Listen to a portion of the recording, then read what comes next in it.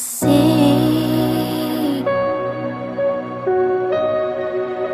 Momentos de desilusão. Teu pobre coração, cansado de lutar, à espera de um milagre,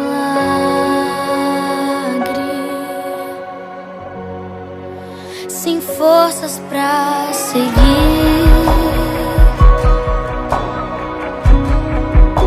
Não sabes mais o que fazer. São tantos os porquês, o medo de errar outra vez, tentando te fazer parar. Mas amigo, hoje eu vim para dizer: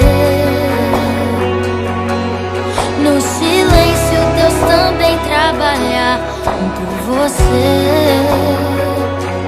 e Ele é fiel. Ele é fiel, eu sei. Creia, pois chegou o tempo de vencer. O inexplicável Deus irá fazer por você.